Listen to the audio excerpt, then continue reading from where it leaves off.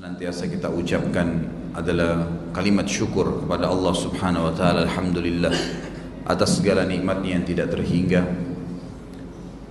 Dan juga kita yang kedua memanjatkan salawat dan taslim kepada Nabi Muhammad sallallahu alaihi wasallam sebagai bentuk kepatuhan kepada Allah, karena Allah juga dan malaikatnya memberikan salam kepada beliau. Seperti biasa Bapak Ibu sekalian, di Selasa Ganjil kita akan mengisi bahasan kitab Minhajul Muslim, dan kita sudah membahas pada pertemuan yang lalu pasal ke-10 tentang beriman kepada hari kemudian. Pada saat itu sudah saya jelaskan apa yang dimaksud dengan hari kemudian, kemudian fakta-fakta, dalil-dalil secara nakli tentang adanya hari kemudian atau hari kebangkitan, karena kita semua manusia melalui proses dua kali ruh saja sendiri tanpa jasad, dan di dua alam maksud saya, dan dua alam lagi ruh bersama jasad. Kalau alam yang pertama alam azali, di mana memang masih ruh saja, tidak ada jasad di situ. Sebelum jasad kita diciptakan di rahim ibu, ruhnya sudah ada, Allah SWT sudah ciptakan, dan itu masih ruh yang hidup. Tentu kita tidak teringat apapun di sana, karena memang dengan hikmah Allah Subhanahu wa taala, setelah ruh ditiupkan ke jasad, barulah manusia itu bisa melihat, bisa berpikir, dan seterusnya. Dan tidak ada dalil menjelaskan tentang bagaimana ruh pada saat itu, tapi ada ayat Al-Quran yang menitik beratkan tentang adanya alam itu. Pada saat Allah SWT berfirman kepada ruh-ruh ini semua, A'udzubillahi minasyaitonirrajim, alastu birabbikum qalu bala syahidna, al-ayah. Pada saat itu Allah berfirman kepada seluruh ruh dan berkata kepada mereka, bukankah aku Tuhan kalian? Mereka mengatakan iya, dan kami menjadi saksi terhadap hal tersebut. Kemudian alam yang kedua yang kita hidupi sekarang, alam bumi, dan ini bergabung antara jasad dan ruh. Alam yang ketiga, alam barzah, di mana ruh kembali hidup sendirian. Jasadnya akan dimakan oleh tanah, ruhnya yang menghadapi alam barzah. Lalu kemudian kita dibangkitkan lagi hari kiamat, keduanya digabung lagi antara jasad sama ruh, tapi jasadnya jasad baru. Jasadnya jasad baru. Nah, akan saya lebih jelaskan lebih jauh masalah itu. Intinya saya pernah menjelaskan pada pertemuan yang lalu tentang adanya bukti-bukti hari kebangkitan, dalil-dalil dari Al-Quran yang dimana Allah Subhanahu wa ta'ala menyampaikan masalah hal tersebut. Kemudian juga saya sudah sempat menjelaskan tentang tanda-tanda hari kiamat kecil, adanya kiamat akan terjadi, dan sebelum terjadi kiamat peniupan sangkakala ada tanda-tanda, dan kita sudah sempat menjelaskan ada tanda-tanda kecil yang sangat banyak, dan sekarang ini jelas-jelas di depan mata kita. Yang paling nyata sekarang di depan kita adalah khamr dikonsumsi dan diubah namanya sehingga menjadi halal. Saya kasih contoh, obat batuk sekarang sudah pakai alkohol, makanan kue-kuean pakai alkohol, semua haram, khamr. Dari mana penghalalannya? Tapi diganti namanya, ini kan kue, ini kan obat, ini kan ini, dan ini kan itu, segala macam diganti. Padahal khamr itu semua alladhi yukhammirul akal, semua yang mengubah akal manusia keluar dari abnormal, dari normalnya. Dia serbuk kah, cairan kah, apa saja, kue, serbuk, obat, apa saja masuk dalam khamr, bukan cuma bir saja. Begitu pula banyaknya laki-laki menyerupai perempuan, perempuan menyerupai laki-laki. Berapa banyak sekarang? Bahkan ada nikah sesama jenis. Orang-orang yang tadinya dilaknat oleh Allah SWT, kaum Lut, kaum lesbian, kaum homoseksual, sekarang malah diorbit karena tanda hari kiamat. Zina merajalela di sana sini. Sekarang tempat zina pakai lampu terang, diskotik, karaoke, semuanya ajang zina. Enggak kok, saya ke karaoke sama keluarga saya. Baik, yang lain selain Anda yang datang di sana ditemani oleh perempuan penghibur di situ, ngobrol, bukankah terbuka pintu perzinahan yang di atas namakan zina sekarang ini hiburan. Allah sudah bilang wala taqrabuz zina, jangan dekati zina. Artinya teleponnya nggak boleh, SMS-nya nggak boleh, melihatnya nggak boleh, dengarnya nggak boleh, sentuhnya nggak boleh. Terakhir nanti baru kemaluan. Sama saja berarti semuanya itu pintu zina. Diganti namanya hiburan, tanda-tanda hari kiamat. Dan sudah nyata depan mata kita. Kalau zaman dulu orang masih sembunyi-sembunyi perzinahan, sekarang pelangnya pakai neon box terang. Bahkan orang mengorbit dirinya, nulis namanya, nomor teleponnya, dan seterusnya. Dan saya sudah jelaskan juga pertemuan yang lalu tentang malhamah kubra.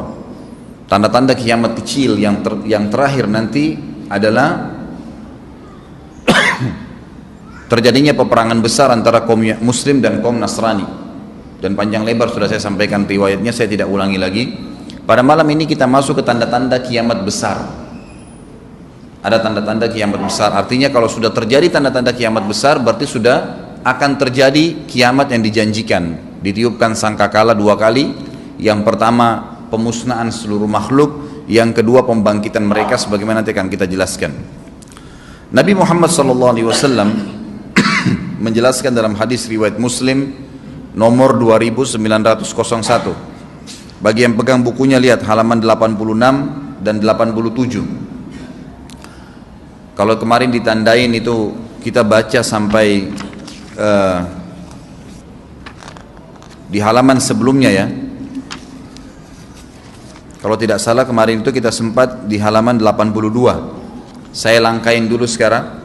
Kita pindah ke halaman 86. 10 tanda-tanda kiamat besar yang disebutkan oleh Nabi SAW. Kata beliau, inna sa'ata la takunu hatta takuna ashru ayat. Ketahuilah bahwasanya kiamat tidak akan pernah terjadi sampai muncul 10 tanda-tanda besar. Khasfun bil masyriqi wa khasfun bil maghribi wa khasfun bi jaziratil arabi wad dukhanu wad dajjalu wa dabatul ardi wa ya'juj wa ma'juj wa tulu'ush syamsi min maghribiha wa narun takhruju min ka'ril adn tarhalun nasa wa nuzul Isa bin Maryam. Amblasnya bumi di belahan timur yang pertama, terjadi gempa besar, lalu kemudian terjadi longsor besar. Di belahan timur ini sebagian ulama hadis mengatakan bagian Asia, bagian timur. Di mana Allahu alam. Tapi ini tanda-tanda kiamat besar akan terjadi nanti. Kemudian terjadi lagi longsor bumi di belahan barat, di sisi baratnya. Sisi barat bumi kita tahu wilayah Afrika dan seterusnya ya. Kemudian amblasnya bumi di Jazirah Arab. Ini yang dimaksud dengan amblasnya bumi, artinya longsor yang besar, yang sulit lagi untuk ditimbun, udah nggak bisa ditimbun, nggak bisa diperbaikin. Kalau di situ ada kota, ada kampung, pasti hancur udah. 3 sekaligus terjadi longsor di 3 titik yang berbeda dan secara waktu atau dalam waktu yang bersamaan. Ini sudah selangsung 3 tanda-tanda kiamat. Jadi pada saat terjadi di timur itu tanda-tanda kiamat besar 1, terjadi di barat tanda-tanda kiamat besar 2, terjadi di Jazirah Arab tanda-tanda kiamat besar 3. Kemudian di dalam hadis ini disebutkan secara beracak. Nanti sebentar setelah saya terjemahkan hadis ini saya akan sebutkan urutannya. Lalu kata Nabi SAW, keluarnya Dajjal. Mohon maaf, ada kabut dulu, kabut yang menutupi bumi ini. Kemudian ada Dajjal. Jadi kabut itu dihitung dalam hadis ini yang keempat. Dajjal yang kelima. Nanti akan saya rincikan satu persatu. Kemudian yang keenam binatang melata. Nanti akan saya jelaskan juga apa yang dimaksud dengan binatang melata. Yang ketujuh keluarnya Ya'juj Ma'juj. Ini juga akan kita jelaskan nanti. Kemudian yang kedelapan matahari terbit dari tempat terbenamnya. Sekarang terbit di barat, terbenam di timur, nanti terbalik. Maaf, terbit di timur, terbenam di barat, nanti terbalik. Keluar yang ke-9, keluarnya api dari perut kota Aden yang menghalau manusia. Sulit, manusia tidak bisa melalui Jazirah Arab. Kemudian yang ke-10 turunnya Isa putra Maryam. Turunnya Isa putra Maryam. Tentu saya katakan tadi hadis ini disebutkan dan disepakati oleh para ulama sifatnya teracak. Karena cukup banyak dalil-dalil yang lain yang mengurut kejadian ini. Urutan yang pertama dari 10 ini adalah keluarnya Dajjal. Ini urutan pertama.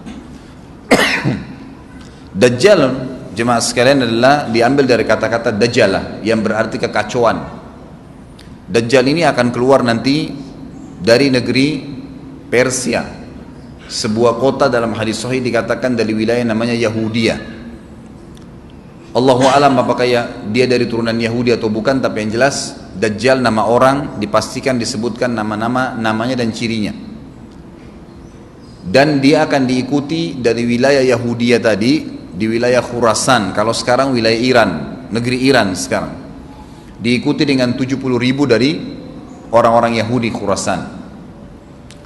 Dia akan keluar membuat kerusakan selama 40 hari. Kata Nabi SAW, 40 hari itu sehari seperti setahun, sehari lagi yang kedua seperti sebulan, hari yang ketiga seperti sepekan, dan sisa harinya seperti hari kalian. Ulama hadis mengatakan yang dimaksud adalah sehari pertama seperti setahun, memang setahun maksudnya. Jadi Dajjal akan buat kerusakan setahun, 2 bulan, 2 pekan. Dia akan keliling muka bumi semuanya, dan kata Nabi SAW, seluruh bumi ini akan dimasuki oleh Dajjal, tidak tertinggal satu lorong, gang, jangankan kota atau desa, kecuali Dajjal akan masuk ke dalamnya, kecuali Madinah dan Mekah. Tidak bisa dimasuki oleh Dajjal. Kata Nabi SAW dalam hadis sahih, karena di setiap pintu gerbang Mekah dan Madinah malaikat menghenuskan pedangnya dan menghalau Dajjal sehingga Dajjal tidak bisa masuk. Ciri-ciri Dajjal disebutkan dalam banyak hadis yang sahih adalah mata kanannya yang paling pertama rusak seperti anggur kering. Kata Nabi SAW dalam hadis sahih, ketahuilah Dajjal buta mata kanannya dan Tuhan kalian tidak buta, karena dia akan mengaku sebagai Tuhan. Mungkin Bapak Ibu tanya, bagaimana bisa orang mau mengikuti dia? Karena dia diberikan kelebihan sama Allah SWT. Dalam hadis sahih juga disebutkan kalau dia masuk ke dalam sebuah tempat, lokasi, wilayah, dan dia mengaku sebagai Tuhan, orang-orang ikutin, maka wilayahnya jadi subur, peternakannya jadi banyak, hujan turun dari langit, tanaman-tanaman mereka jadi subur. Memang fitnah, Allah turunkan tanda-tanda hari kiamat. Kalau wilayah itu tidak beriman kepada dia sebagai Tuhan, maka jadi kering, tandus, cobaan dari Allah Subhanahu Wa Taala. Makanya kata Nabi SAW disebutkan cirinya Dajjal mata kanannya rusak dan seperti anggur yang rusak, ya. Kemudian dia orangnya memiliki kulit yang kehitam-hitaman serta memiliki dahi yang lebar. Setiap orang beriman bisa membaca di dahinya tertulis 3 huruf kafara. Semua orang yang ngerti tulisan Arab, tidak ngerti tulisan Arab akan bisa tahu dan baca itu. Di dahinya tertulis naudzubillah kafara, kufur. Semua orang muslim, orang beriman bisa baca itu. Rambutnya keriting dan orangnya tinggi besar. Dia akan mengaku sebagai Tuhan, dan Dajjal akan diikuti kata Nabi SAW dengan pohon, dengan gunung, bergunung-gunung makanan. Allahu alam maksudnya bergunung-gunung ini seperti apa, tapi Dajjal kemungkinan besar memiliki banyak sekali persiapan yang dia akan berikan kepada wilayah-wilayah yang beriman kepadanya. Kata Nabi SAW, kalau kalian dengar Dajjal keluar di satu lokasi, maka menghindarlah, walaupun kalian harus lari ke gunung, tapi kalau seseorang di antara kalian bertemu dengannya, maka kokohkanlah, artinya kuatkanlah iman kalian walaupun kalian harus dibunuh. Dajjal ini memiliki di tangan kanannya api, kelihatan besar, Allahu alam di telapak tangan atau di sebelah kanan tubuhnya. Kemudian di sebelah kirinya itu memiliki air yang sejuk seperti sebuah lautan yang luas. Sebagian ulama hadis mengambil hadis ini dengan letter-letternya, artinya dia memang punya api yang sangat besar untuk menghukum orang-orang yang tidak beriman pada dia, dan dia memiliki sungai yang atau lautan yang luas, airnya sejuk dan dingin bagi orang yang ikut kepada dia. Kata Nabi SAW, kalau kalian ditangkap oleh Dajjal, hadis begini, kalau kalian dengarkan Dajjal, carilah tempat yang jauh dan jangan seseorang di antara kalian berkata, imanku kuat, aku akan menghadapinya. Karena bisa saja dia mengatakan itu, ternyata pada saat ketemu dia jadi pengikutnya. Tapi kalau kalian bertemu, kokohkanlah pendirian kalian dan yakinlah Dajjal, ya, di tangan kanannya ada api dan di tangan kirinya ada lautan. Kalau kalian tertangkap, maka pilihlah yang di tangan kanannya, yang api, dan ucapkanlah bismillah. Pada saat kalian pun harus dilemparkan ke api itu, ketahuilah api tersebut adalah lautan yang dingin. Terbalik, air yang dingin di tangan kirinya sebenarnya itu adalah api neraka yang panas. Maka kita diajar oleh Nabi SAW. Dajjal terus aja banyak pengikutnya, akan diekspos. Seperti kita tahu sekarang, luar biasa bagaimana media dalam sekejap saja sudah bisa tersebar di sana sini beritanya. Kata sebagian ulama yang menanggapi fasilitas media kita di zaman sekarang mengatakan, kemungkinan besar memang Dajjal ini akan terekspos sangat cepat karena adanya media kayak kita sekarang. Cepatnya dia keliling muka bumi ini setahun, 2 bulan, 2 pekan sudah semua bumi ini dilingkari, didatangin, karena memang sekarang fasilitas pesawat ada, transportasi mudah. Dan memang ada salah satu hadis yang dihasankan oleh para ulama, salah satu tanda-tanda hari kiamat adalah adanya besi yang berterbangan yang menjadi tunggangan manusia. Sekarang ada pesawat, ada kereta api, ada mobil. Nah, itu ada hadisnya, termasuk tanda-tanda hari kiamat. Dajjal nanti akan masuk ke Mekah dan Madinah, akan tiba di Mekah dan Madinah, tapi yang dibahas dalam hadis adalah di kota Madinah. Mohon maaf. Lalu kemudian dia mau masuk tapi tidak bisa dihalang, maka dia naik ke atas sebuah gunung yang tinggi bersama pengikutnya. Lalu dia berkata kepada para pengikutnya, apakah kalian lihat istana yang putih itu? Maksudnya melihat ke Masjid Nabawi. Lalu berkata para pengikutnya, iya tentu saja. Lalu berkatalah, ya, Dajjal itu adalah istananya Muhammad, tidak bisa dia masuk ke dalam, dia hanya batas wilayah haram di luar kota Madinah. Maka kata Nabi SAW, Dajjal pun menepukkan telapak kakinya ke bumi di luar kota Madinah, maka terjadilah gempa di kota Madinah, dan keluar dengan gempaan tersebut semua orang yang munafik, karena orang kafir nggak ada di Madinah. Semua orang yang di dalam hatinya ada sifat kemunafikan keluar dan jadi pengikutnya Dajjal karena goncangan itu. Dan tertinggallah di kota Madinah orang yang hatinya bersih imannya kepada Allah Subhanahu wa ta'ala.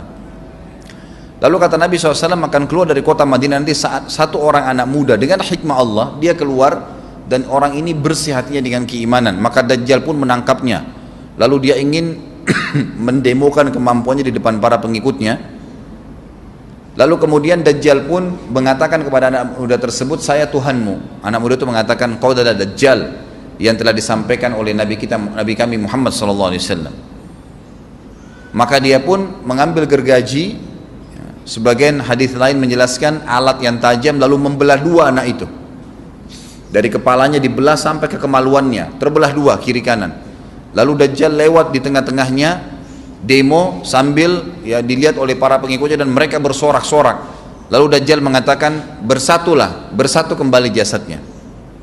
Kata Dajjal dalam hadis ini, apakah kau sudah yakin saya Tuhanmu? Anak muda itu mengatakan, saya bertambah yakin kalau kau adalah Dajjal yang disampaikan oleh Nabi SAW. Kata Nabi SAW dalam hadis penutup, ini hadis sahih riwayat Bukhari, riwayat Muslim, ahli sunan, semua menukil tentang masalah Dajjal. Saya tidak sebutkan siapa-siapa perawinya karena memang ini semua hadis sahih. Cukup banyak hadisnya, saya satukan saja, jadi merangkai seperti sebuah cerita. Maka Dajjal pun akhirnya setelah itu tidak mampu menyentuh anak muda lagi. Anak muda itu Allah SWT sudah selamatkan dia. Ringkas cerita, Mekah sama Madinah cuma dia laluin, kemudian dia menuju ke Palestina. Pada saat tiba di Palestina, dia Dajjal sendiri tidak tahu kalau ajalnya sudah dekat. Maka dia pun akhirnya ya berdemo di sana, menganggap dia punya sebuah kerajaan, sampai di daerah Palestina, tepatnya sekarang Israel. Subhanallah, direbut wilayah itu oleh Israel tanpa mereka sadari. Dalil-dalil wahyu menuntun mereka ke situ. Ada sebuah kota namanya kota Babelut di Israel. Itu kota itu ada, saya pernah lihat cuplikannya, termasuk kota yang diidolakan di dalam negeri Israel sendiri, namanya Babelut. Subhanallah, hadis menyebutkan nama Babelut. Hadis Nabi SAW dari 1400 tahun yang lalu mengatakan, nanti Dajjal akan berkumpul di sebuah wilayah namanya Babelut di Syam. Maksudnya di Palestina itu, Israel sekarang. Ada kota Babulut dan orang Yahudi sekarang lagi gencar membangun kota itu dan dianggap kota favoritnya Israel. Subhanallah. Dajjal akan masuk ke sana dan berkurung diri.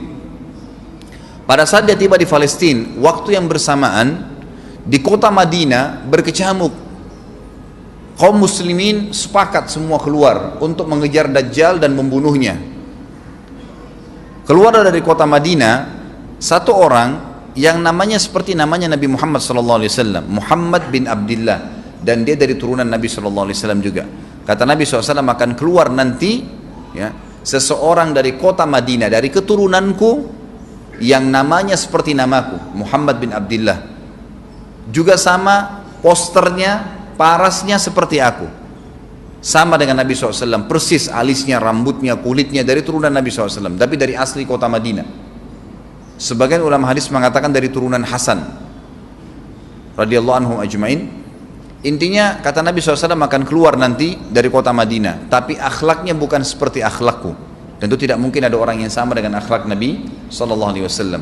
Kata Nabi SAW, Allah mengubah dia dalam sehari semalam. Tiba-tiba berubah menjadi orang baik dalam sehari semalam, jadi orang faham agama. Lalu orang-orang pun akan datang kepadanya dari masyarakat Madinah berkata, engkau adalah turunan Rasulullah SAW, pimpinlah kami berperang melawan Dajjal.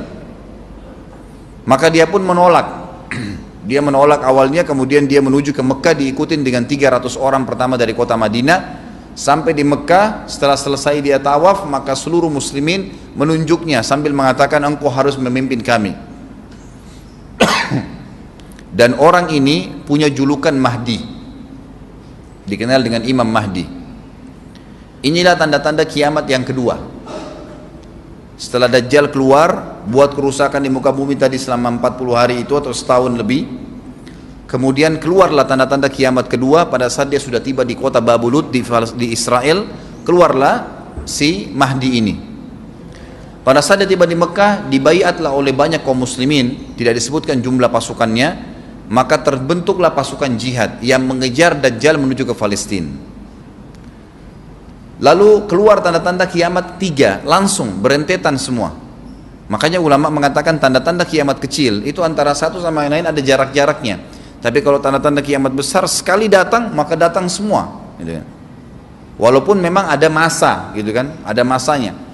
Tanda-tanda kiamat besar yang ketiga adalah pada saat pasukan Imam Mahdi dengan pasukan jihad itu tiba di Darul Baydha namanya, menara kota putih yang ada menara putihnya, dan itu sekarang di negeri Syam, tepatnya di Damaskus, ibu kota Syria.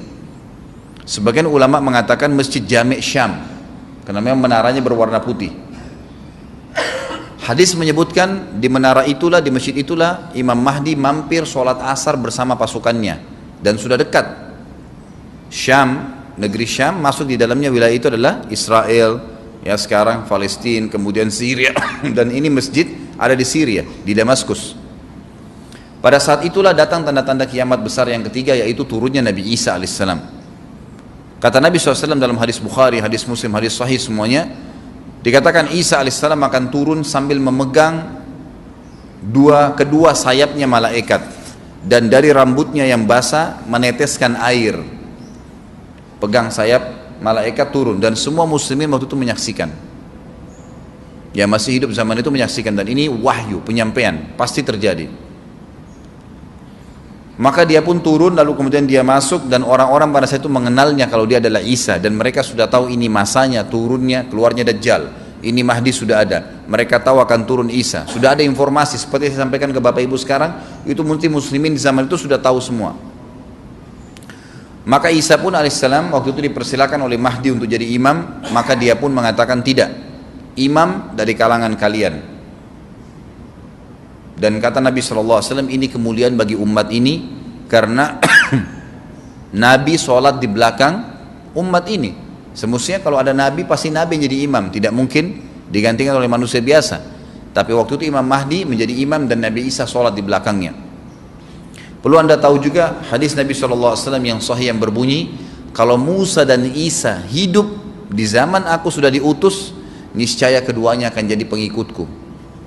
Jadi memang kena kebenaran agama ini dibawa oleh Nabi SAW. Baik, sholatlah mereka, kemudian mereka menuju ke Palestina. 3 tanda-tanda kiamat sekaligus terjadi. Pada saat menuju ke Palestina, tiba di pintu gerbang Babulut. Dan di wilayah Babulut ini, kata Nabi SAW, nanti Isa akan masuk dan membunuh Dajjal. Dan setelah membunuh Dajjal, maka seluruh pengikut Dajjal dari kaum Yahudi akan bersebaran sembunyi di bawah batu dan pohon, di atas batu dan di bawah pohon.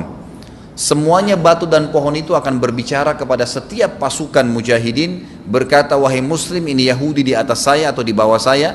Batu bilang ini Yahudi yang sembunyi, yang pohon mengatakan, wahai muslim, ini Yahudi, bunuhlah dia. Maka dibunuhlah orang-orang Yahudi tersebut yang menjadi pengikut Dajjal oleh kaum muslimin, kecuali satu pohon, namanya pohon Garqat.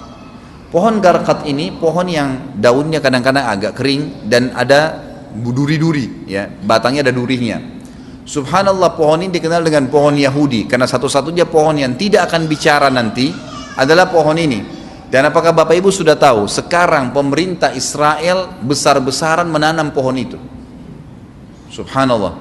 Kalau Anda lihat di berita tentang apa yang sekarang ditanam di negeri Israel orang Yahudi, maka yang paling banyak adalah pohon Garqat. Bahkan cuplikan yang saya lihat tentang Babulut itu pohon Garqatnya sudah sangat besar-besar, diameter sudah 3 meter 4 meter ke atas. Mereka sangat tahu tentang hadis ini. Tapi memang orang Yahudi, sebagaimana Ibnu Abbas katakan radhiyallahu anhuma, beliau mengatakan sabda firman Allah SWT tafsirnya surah Al-Fatihah, ghairil maghdubi alaihim, bukan orang-orang yang kau murkahi ya Allah, ihdinas siratal mustaqim, tunjukkanlah kami jalan yang lurus, siratal ladzina an'amta alaihim, jalan orang-orang yang telah kau berikan petunjuk, maksudnya orang-orang yang beriman. Ghairil maghdubi alaihim, bukan orang yang kau murkahi. Kata sahabat Nabi Ibnu Abbas radhiyallahu anhu adalah orang-orang Yahudi. Allah murka sama mereka karena mereka tahu kebenaran tapi mereka tidak mau ikutin. Itu cirinya orang Yahudi. Bahkan Allah mengatakan tentang mereka terhadap Nabi SAW, ya'rifuna kama ya'rifuna abna'ahum. Mereka mengenal Muhammad SAW sebagaimana mereka mengenal anak-anak mereka sendiri. Jadi orang Yahudi tahu.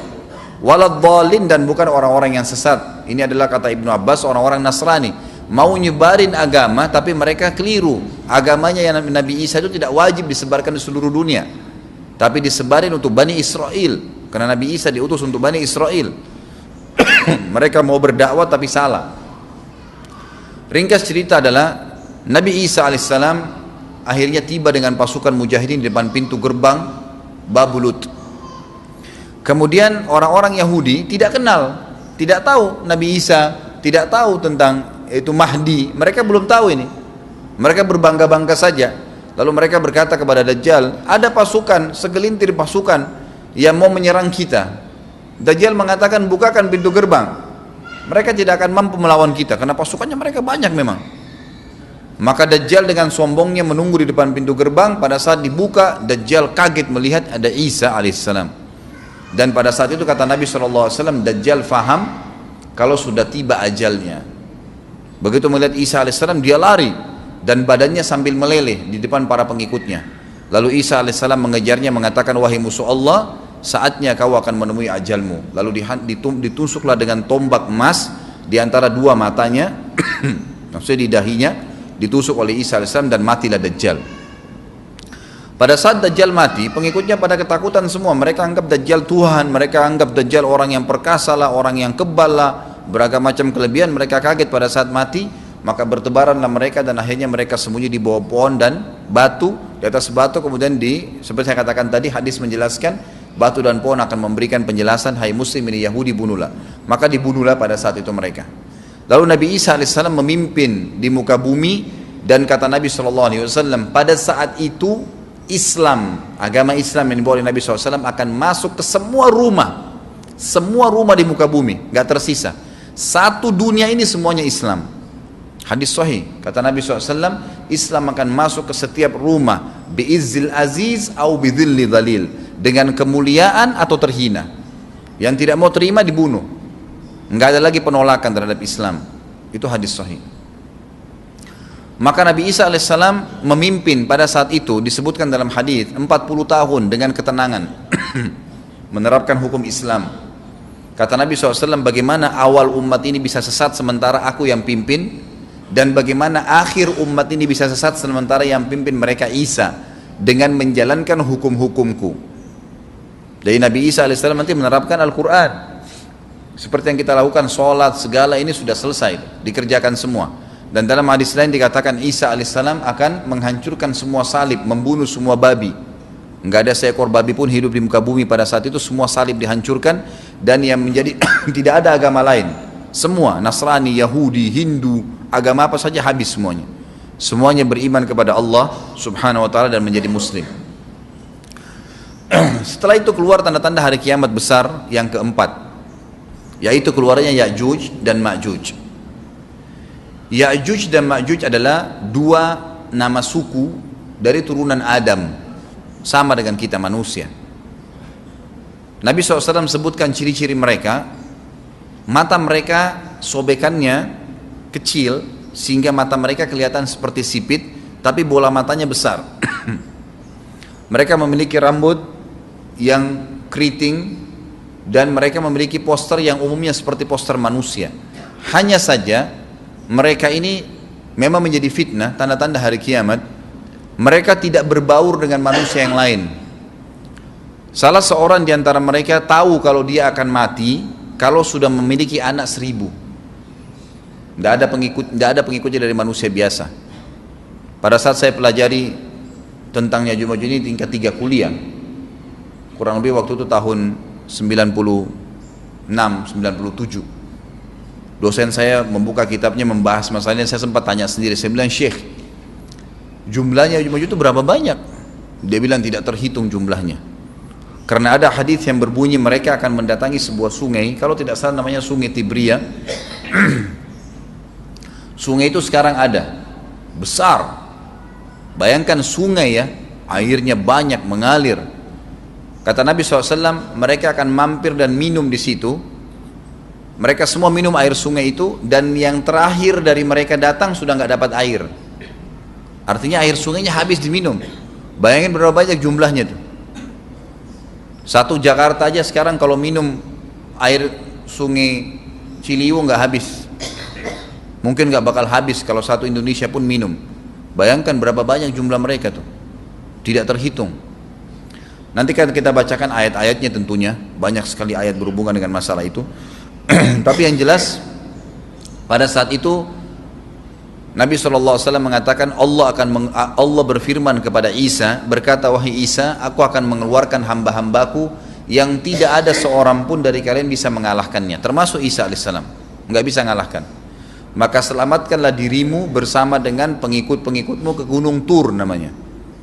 Gunung Tur ini ada di Palestina. Ya. Ini rata-rata nanti hari kiamat ini di Syam, banyak negeri Syam kita. Gitu kan? Maka Nabi Isa pun alaihissalam menyelamatkan diri dengan pengikutnya ke Gunung Tur yang diikuti sama orang-orang yang beriman. Lalu tentu yang bisa ikut yang terjangkau pada saat itu, karena dunia sangat luas. Maka yang tidak sempat ikut dengan Nabi Isa alaihissalam, mereka dibunuh oleh Ya'juj Ma'juj. Allah subhanahu wa ta'ala memberikan ciri khas mereka, artinya cirinya mereka ini, mereka dihimpit di sebuah gunung. Di surah Al-Kahfi dijelaskan oleh Dzulkarnain. Dzulkarnain khilaf antara ahli sejarah mengatakan dia nabi atau dia orang saleh. Tapi Allahu alam, saya cenderung dengan pendapat yang mengatakan dia adalah seorang nabi. Karena Allah SWT angkat ceritanya dalam Al-Quran. Dan Allah berikan dia banyak mukjizat. Di antaranya mukjizatnya adalah menahan Ya'juj Ma'juj waktu itu ingin membuat kerusakan di zamannya dia dulu. Jadi memang Ya'juj Ma'juj ini ciri khasnya, kata Nabi SAW, mereka memakan apa saja, batu, kalau hewan-hewan itu kalah jengking sama ular, binatang-binatang buas, harimau, mereka makan semua. Jadi bukan seperti manusia normalnya. Mereka membunuh semua yang bukan seperti mereka. Mereka buat kerusakan. Sampai-sampai kata Nabi SAW, tidak ada yang bisa mengalahkan mereka dan jumlah mereka sangat banyak. Salah seorang di antara mereka tahu dia akan mati kalau sudah punya 1000 anak dan tidak menikah dengan umumnya orang. 2 suku ini saja. Kata Nabi SAW dalam hadis Bukhari, kecelakaanlah bagi orang-orang yang ada di Jazirah Arab. Kemungkinan besar makna ini adalah tempat mereka dekat dengan Jazirah Arab. Sebagian, ada satu syekh dari Mesir, sekarang ada bukunya sama saya dan sudah terjemahan bahasa Indonesia, judulnya Ya'juj Ma'juj. Kalau Bapak Ibu mau beli bisa, ada judulnya Ya'juj Ma'juj, tapi saya lupa penerbitnya apa. Itu agak tebal, harganya mungkin sekitar 85.000 atau 100 ribuan lah maksimal. Itu khusus, dan beliau adakan penelitian, saya baca dan memang sangat konkret dan ilmiah. Beliau mendatangkan fakta kalau tempat Ya'juj Ma'juj yang disebutkan dalam Al-Quran itu ada di Cina, tembok Cina. Jadi seperti yang disebutkan dalam Al-Quran, dua gunung yang disatukan, di antara celah gunung itu ditaruh tembaga-tembaga. Pernah pemerintah Cina mendapatkan ada celah dari tembok Cina itu yang bolong. Waktu mereka mau tempel bolongan itu dengan batu tanah yang mereka biasa taruh sekarang, ternyata di dalam itu ada tembaga yang mengeras, dan seperti disebutkan dalam Al-Quran, di mana ya Zulkarnain mempertemukan antara besi-besi yang ditumpuk lalu dipanasi, dibakar sehingga menjadi meleleh, kemudian disirami lagi dengan timah yang meleleh juga dan dibiarkan kering sehingga menjadi tembok besi. Kata Nabi SAW, kecelakaan bagi orang-orang yang Jazirah Arab karena telah terbuka dari lubangnya Ya'juj Ma'juj sebesar ini. Udah kasih isyarat dengan jari ibu jari sama jari tengahnya, artinya mereka sudah bisa melihat keluar. Tetapi kata Nabi SAW, setiap hari mereka terus menggali gunung itu, berusaha untuk keluar. Pada saat mereka tiba di malam hari, mereka capek, mereka mengatakan besok kita lanjutin. Mereka bangun besok pagi, gunungnya kembali utuh lagi, sampai nanti waktu di mana Allah izinkan mereka keluar. Pada saat mereka keluar, maka mereka akan mulai membuat kerusakan.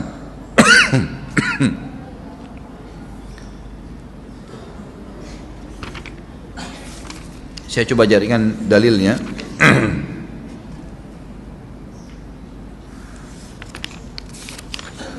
Tidak disebutkan sama beliau di sini, tapi memang ada tentang Ya'juj Ma'juj itu secara khusus.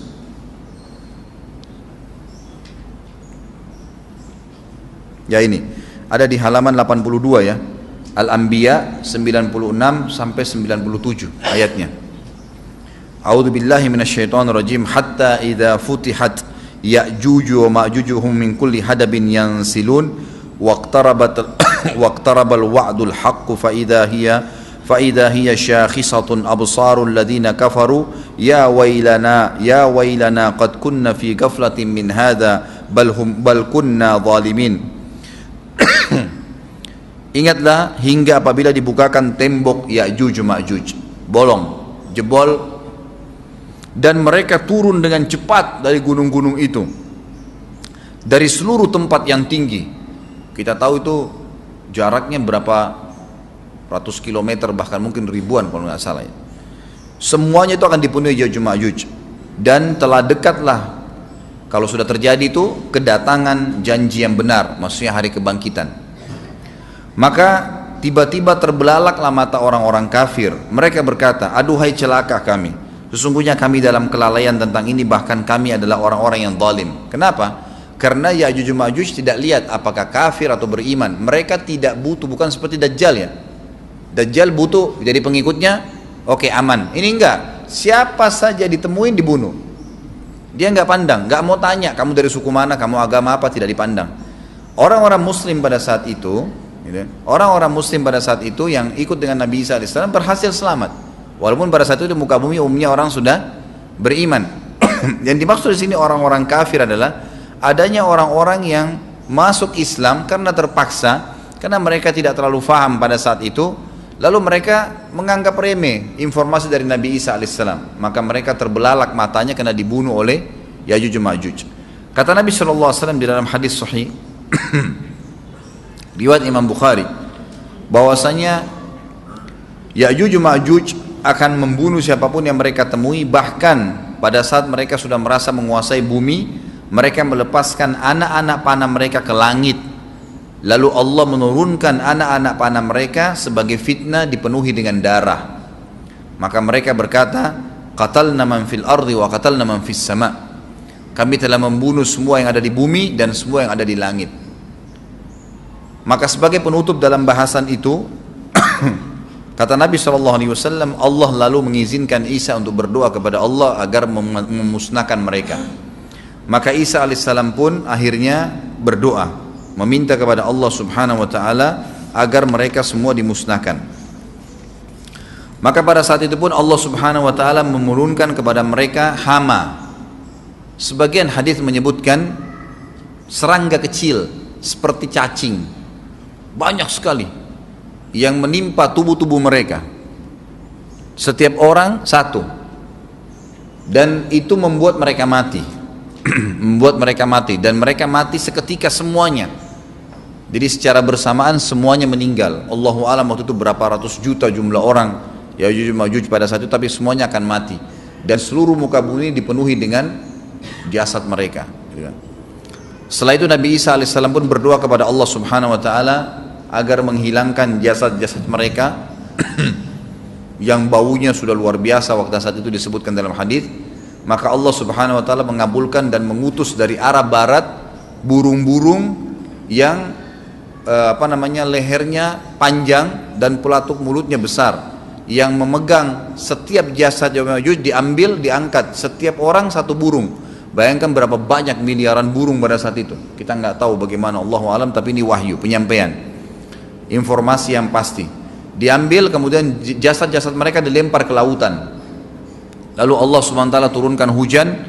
Pada saat turun hujan, maka hujan tersebut membersihkan semua bekas-bekas mereka, kotoran mereka, darahnya segala bersih. Maka bumi kembali subur lagi. Tapi tidak disebutkan berhubungan dengan masalah ini berapa lamakah kejadian tersebut terjadi.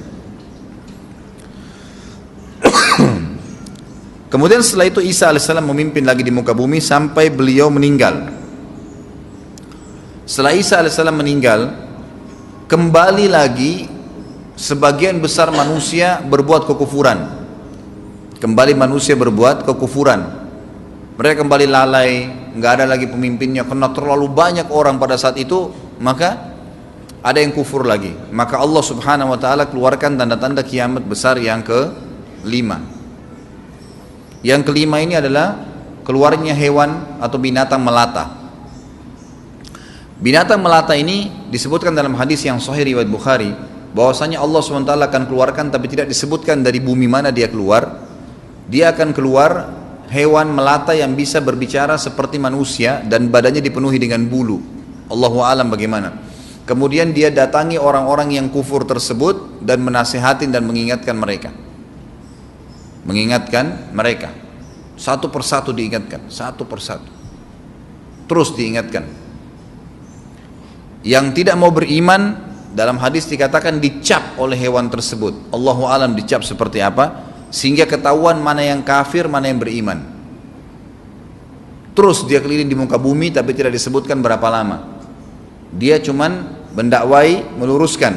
Yang beriman sudah, yang tidak beriman dicap sama dia. Ada tanda, oh ini berarti kafir. Seperti itu saja. Lalu kemudian Allah lenyapkan si dabbah ini. Kemudian datang tanda-tanda kiamat yang ke-6.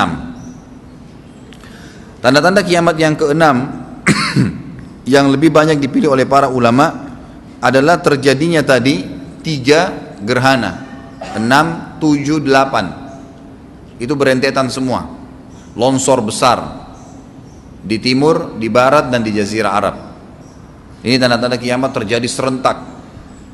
Sudah 8. Kemudian terjadi yang ke-9, keluarnya api dari negeri atau dari kota Aden. Kota Aden ini di Yaman ya. Subhanallah, baru tadi malam saya lihat cuplikannya di YouTube. Ada wilayah di Aden, di kota Aden sekarang itu, dan itu hasil penelitian internasional. Aden itu dianggap kota yang paling panas di dunia karena di bawah kota Aden itu ada api yang bergejolak, dan api itu bisa keluar setiap saat membakar siapapun. Tentu hadis menjelaskan tentang masalah api yang keluar ini, artinya api bukan main-main, ini bukan kebakaran sebuah masjid atau sebuah bangunan 10 tingkat. Api ini bisa menghalau manusia untuk jalan karena panasnya.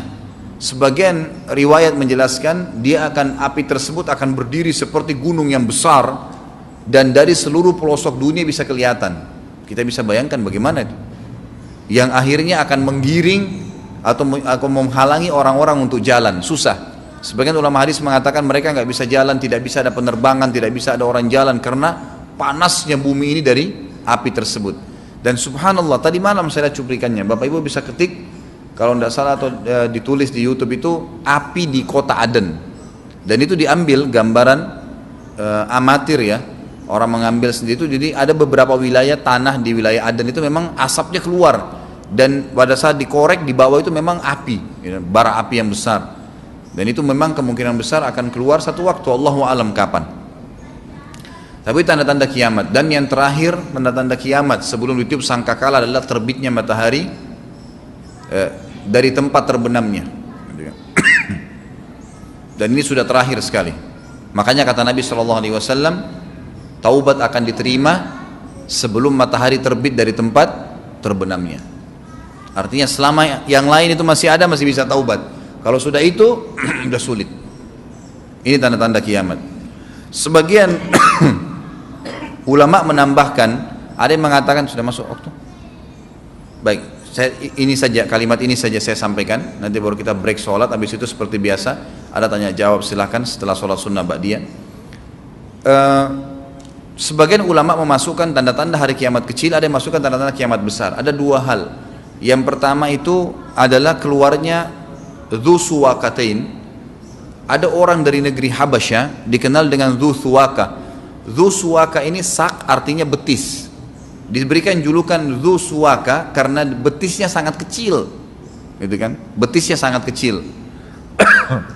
Orang ini, Bapak Ibu sekalian, kata Nabi SAW akan menghancurkan Ka'bah. Akan menghancurkan Ka'bah. Kata Nabi SAW, betisnya sangat kecil sampai diberikan julukan Dzu Suwakatain. Dan kata para ulama pada saat itu memang manusia sudah sunyi, nggak ada lagi yang datangin Ka'bah, orang-orang sudah lalai, gitu kan. Keluarlah orang ini. Makanya sebagian ulama masukkan dia tanda-tanda kiamat sebelum terbitnya matahari dari tempat terbenam. Ditambahkan ini yang ke-11 atau ini yang ke-10, terbitnya nanti kiamat yang ke-11. Maka dia akan mencabut, kata Nabi SAW, dia akan mencabut batu-batu Ka'bah satu persatu sampai rata dengan tanah. Dan saya sedang dilihatkan oleh Allah sekarang bagaimana pada saat dia mencabut batu itu. Hadis sahih riwayat Bukhari Muslim. Yang terakhir, yang kedua, yang berhubungan juga dengan tanda-tanda kiamat, ada yang memasukkan kiamat kecil, tapi ini lebih dekat dengan kiamat besar. Orang yang terakhir meninggal itu adalah orang dari asli suku Madinah yang sedang mengembala kambing. Ini termasuk tanda-tanda kiamat. Kata Nabi SAW, orang yang terakhir meninggal dari kalian kalangan manusia, semua orang sudah mati, tinggal dia sendiri, tapi dia nggak tahu. Dia lagi mengembala kambing, kemudian dia masuk dengan gembalanya ke kota Madinah, ditemukan semuanya tidak ada kehidupan, nggak ada orang, nggak ada binatang, nggak ada apa-apa, tinggal dia sendiri.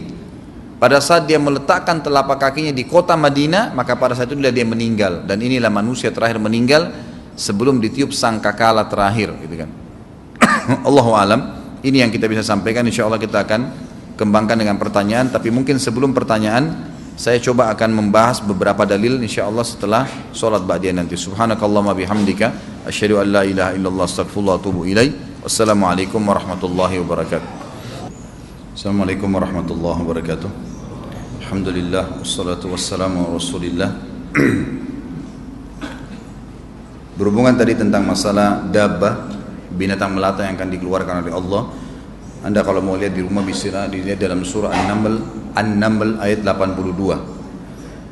An-Naml ayat 82 tentang masalah binatang melata yang akan dikeluarkan oleh Allah Subhanahu wa taala. Tentu tadi setelah matinya Ya'juj Ma'juj, matinya Nabi Isa alaihissalam. Baik, kita sekarang sudah selesai membahas tentang tanda-tanda hari kiamat. Dan tadi termasuk tanda kiamat besar sudah sampai terakhir saya jelaskan. Sekarang tinggal proses sebelum hari kiamat itu sendiri. Di dunia ini akan terjadi kiamat, artinya penghancuran oleh Allah Subhanahu wa taala. Itu Allah ceritakan di dalam surah Az-Zumar ayat 68 sampai ayat 70. Saya bacakan Az-Zumar ayat 68 sampai 70.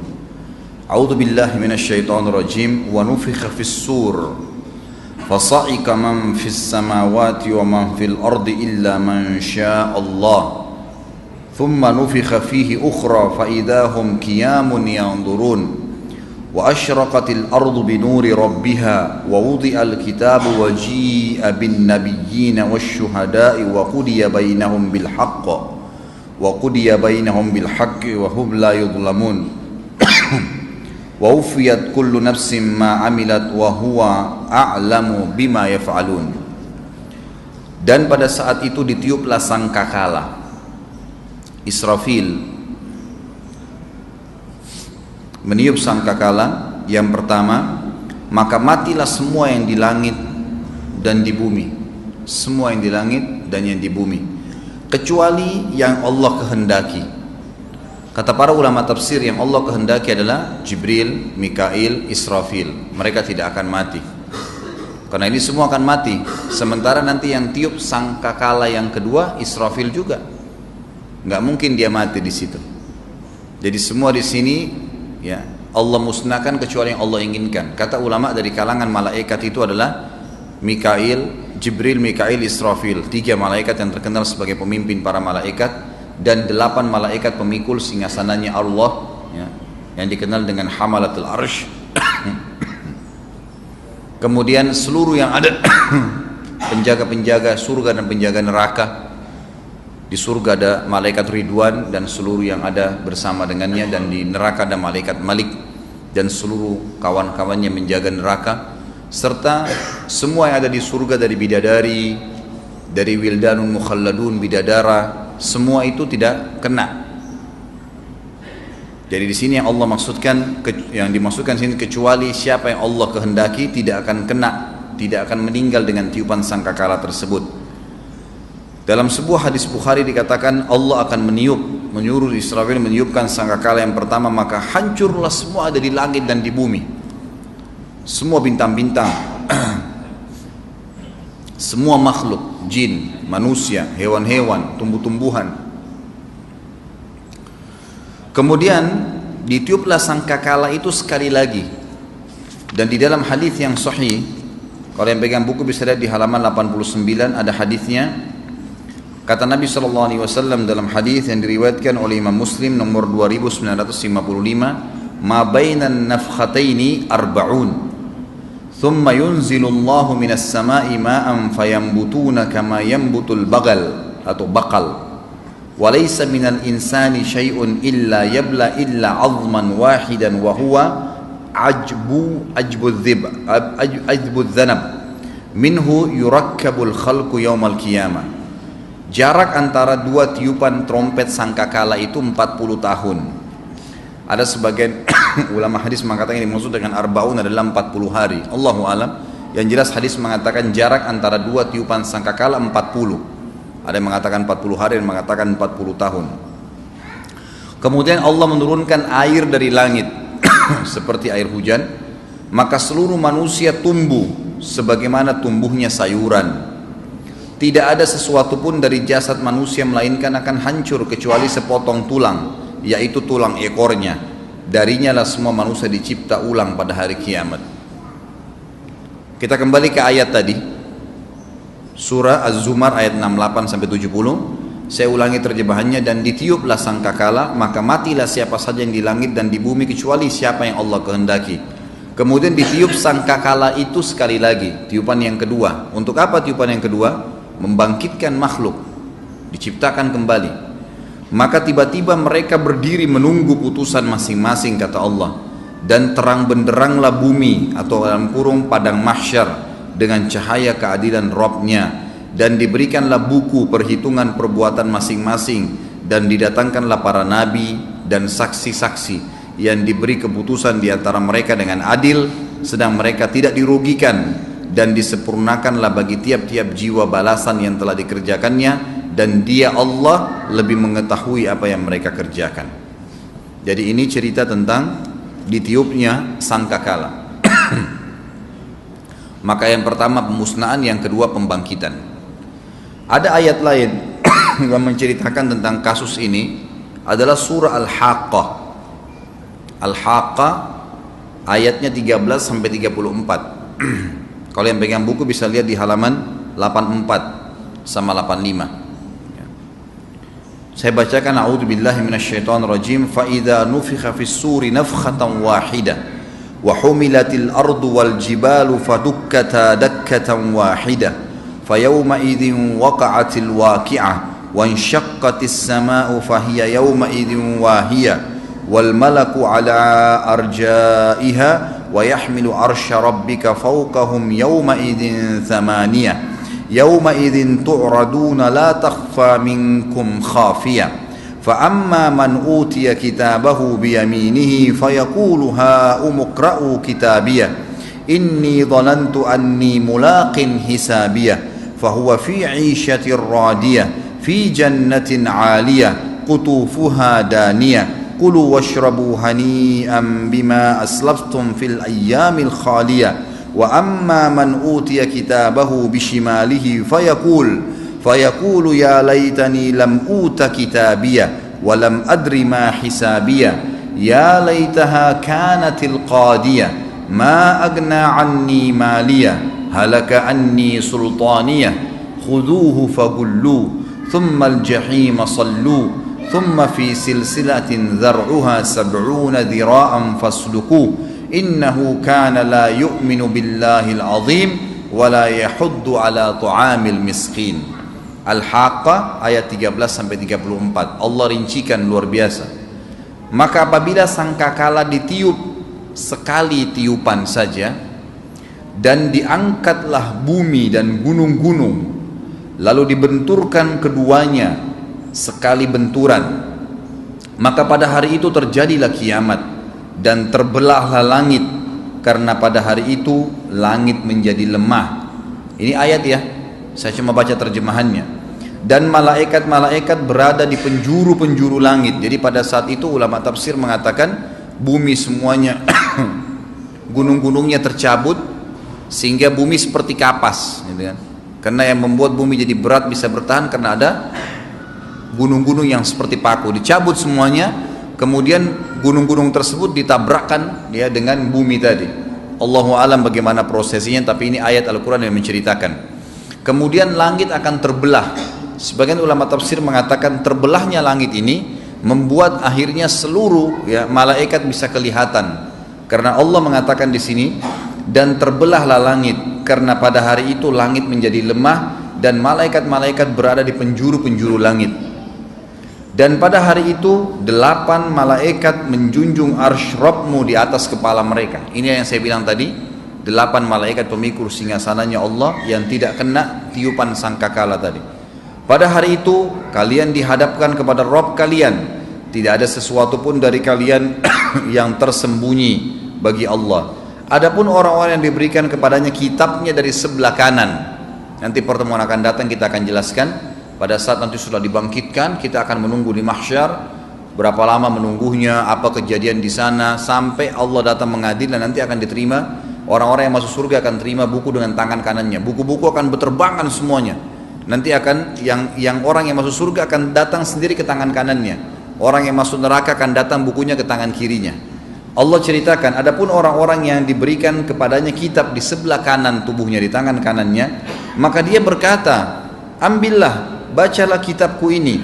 Sesungguhnya aku yakin bahwasanya sesungguhnya aku akan menemui hisab terhadap diriku. Maksudnya aku akan menuju ke tempat yang dijanjikan surga. Maka orang itu berada dalam kehidupan yang diridhoi dalam surga, yang tinggi, buah-buahannya dekat. Kepada mereka dikatakan makan dan minumlah dengan sedap disebabkan amal yang telah kalian kerjakan pada hari-hari yang telah lalu di dunia. Nanti insya Allah ada pertemuan akan datang juga. Selain kita cerita tentang mahsyar panjang lebar satu pertemuan itu, nanti juga kita bahas tentang surga dan neraka. Itu juga butuh pertemuan sendiri. Surga satu pertemuan, neraka juga satu pertemuan, akan ada bahasan sendiri. Ini secara global Allah ceritakan bagaimana prosesnya. Setelah mahsyar, hisab langsung ada, orang terima tangan kanan akan masuk ke dalam surga.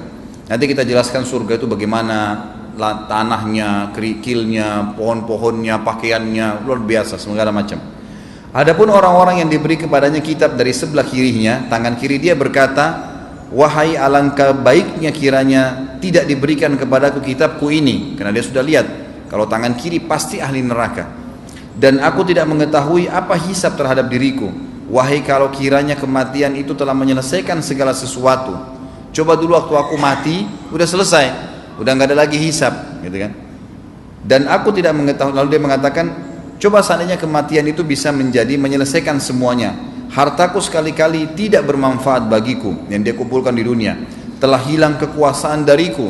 Allah berfirman, peganglah dia kepada para malaikat, belenggulah tangannya di lehernya, kemudian masukkanlah dia ke dalam api neraka yang menyala-nyala, kemudian belitlah dia dengan rantai yang panjangnya 70 hasta. Sesungguhnya dia dahulu tidak beriman kepada Allah yang maha besar, dan juga tidak mendorong orang lain untuk memberikan makan miskin atau orang-orang miskin. Jadi ayat ini menjelaskan kepada kita tentang ditiupnya sangkakala, dan kemudian terjadi dua kali, satu kali penghancuran, satu kali lagi pembangkitan.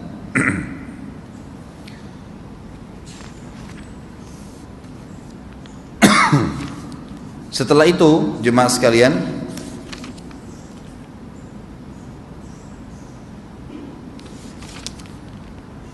sebentar.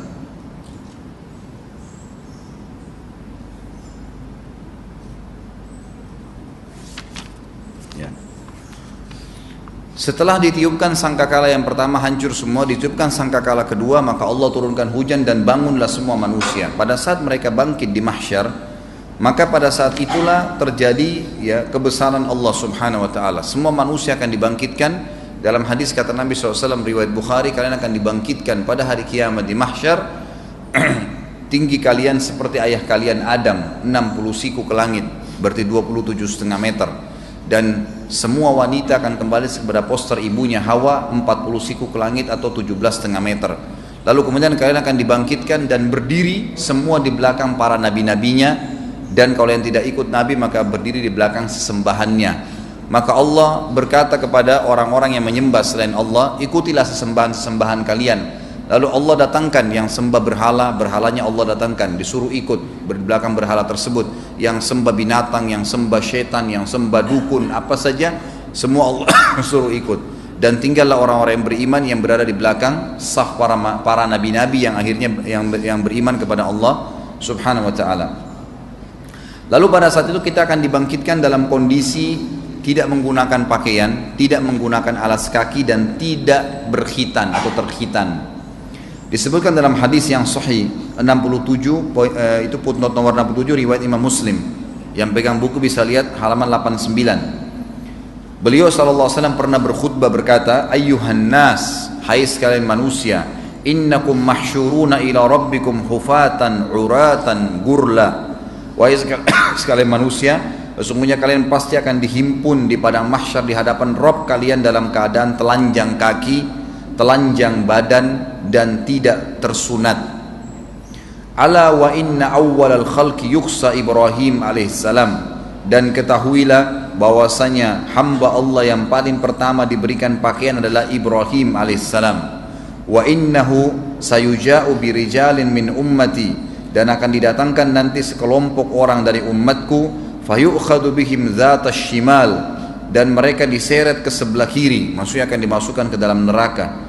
Fa'aqulu, lalu saya berkata, ya Rabbi ashabi, wahai Tuhanku, kayaknya mereka itu adalah sahabat-sahabatku. Fayaqulu innaka la tadri ma ahdatsu ba'dak, sesungguhnya kau tidak tahu apa yang mereka lakukan sepeninggalmu. Kata para ulama hadis, dijabarkan oleh para sahabat yang memahami dari Nabi SAW hadis ini adalah orang-orang yang tadinya masuk Islam, kemudian mereka lemah, lalu mereka murtad setelah Nabi SAW meninggal. Seperti kasus kaumnya Musailam al-Kadzab, gitu kan, yang mengaku sebagai nabi dan akhirnya banyak pengikutnya, 100.000 sukunya dia mengaku dia sebagai nabi dan mengkufur kepada risalah Nabi Muhammad SAW.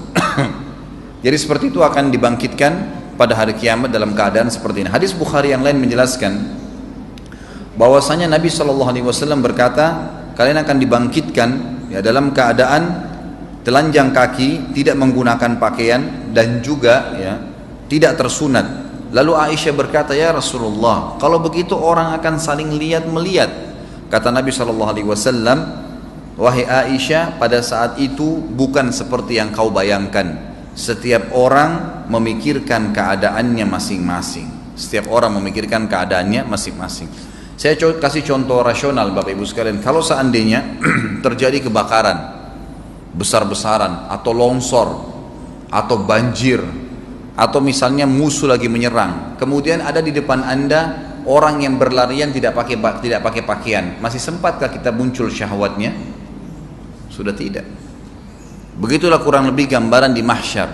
Orang nggak bakal melihat lagi auratnya orang lain, udah nggak ada syahwat. Orang pikirin bagaimana menyelamatkan dirinya, sama sekali tidak ada lagi pikiran ke situ.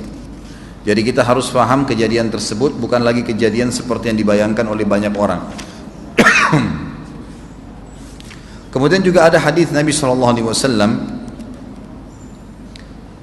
Pernah suatu hari Aisyah radhiyallahu anha ingat tentang neraka lalu beliau menangis. Lalu Rasulullah SAW bertanya, "Ma yubkiki?" Ini di halaman 90 ya, kalau yang pegang buku. Hadis sahih diriwayatkan oleh Abu Daud. Maaf, hadis hasan diriwayatkan Abu Daud. Apa yang membuat kau menangis wahai Aisyah? Qalat, Aisyah berkata, "Dzakartun nara fabakaitu." Saya mengingat neraka dan siksaannya maka aku menangis. "Fahal tadhkuruna ahlikum yaumal qiyamah?" Saya ingin tanya ya Rasulullah, apakah kalian akan mengingat keluarga kalian di hari kiamat kelak? Artinya nanti suami ingat istri enggak pada saat itu? Lalu faqala, Nabi SAW menjawab, "Ama fi thalathati mawatina fala yadhkuru ahadun ahada." Ketahuilah wahai Aisyah, ada 3 tempat di mana orang tidak akan mengingat siapapun. Lalu beliau mengatakan, "Indal mizani hatta ya'lama ayakhiffu mizanuhu aw yathqul." Yang pertama, pada saat timbangan amal sudah didatangkan sampai orang itu tahu timbangannya berat atau tidak, amal solehnya berat atau tidak. Dia tidak akan ingat yang lain, tidak ingat istri, tidak ingat suami, tidak ingat orang tua. Dia mau menyelamatkan dirinya sendiri. Wa inda tatayurus suhufi hatta ya'lam aina yaqa'u kitabuhu fi yaminihi am fi shimalihi am min wara'i dhahri. Dan yang kedua, pada saat buku-buku amal berterbangan sampai dia tahu kitabnya amalnya itu ke tangan kanannya atau ke tangan kirinya atau ke pundak belakangnya. Ya. Sebagian ulama hadis mengatakan dimaksud dengan ke pundak belakangnya adalah orang-orang muslim yang masih punya dosa, maka mereka menerima dari belakang buku-buku mereka, artinya mereka harus masuk neraka dulu baru masuk ke surga. Wa inda sirati idza wudi'a baina dhahra jahannam hatta yajuz. Dan yang ketiga adalah orang tidak ingat orang lain pada saat sirat sudah dibentangkan di atas neraka jahannam sampai orang itu tahu dia selamat atau tidak. 3 keadaan ini orang tidak akan ingat yang lainnya. Jadi ini keadaan yang akan terjadi, dan insya Allah kita akan lanjutkan pertemuan akan datang nanti dengan timbangan amal seperti apa. Karena timbangan amal itu Bapak Ibu sekalian bukan seperti timbangan kita yang kita tahu sekarang, tapi timbangan ini seluas pandangan mata manusia, gitu kan. Sebagian athar menyebutkan seluas langit dan bumi, dan timbangan itu memiliki lidah yang akan menghardik orang-orang yang berbuat amal buruk. Dalam hadis nanti akan kita jelaskan, hadis Bukhari, nanti akan datang hari kiamat orang yang badannya besar, tinggi besar, karena dia ingin supaya amal berat, amal solehnya bertambah berat supaya masuk ke surga, maka dia pun loncat ke dalam timbangan itu. Padahal pada saat itu kita sudah jelaskan tadi hadis Bukhari, pada hari kiamat semua laki-laki akan seperti poster ayahnya Adam. Bayangkan kalau 27,5 meter tinggi seorang laki-laki loncat ke dalam timbangan, seperti apa timbangannya itu? Dan kata Nabi SAW, itu tidak berpengaruh terhadap timbangan amalnya.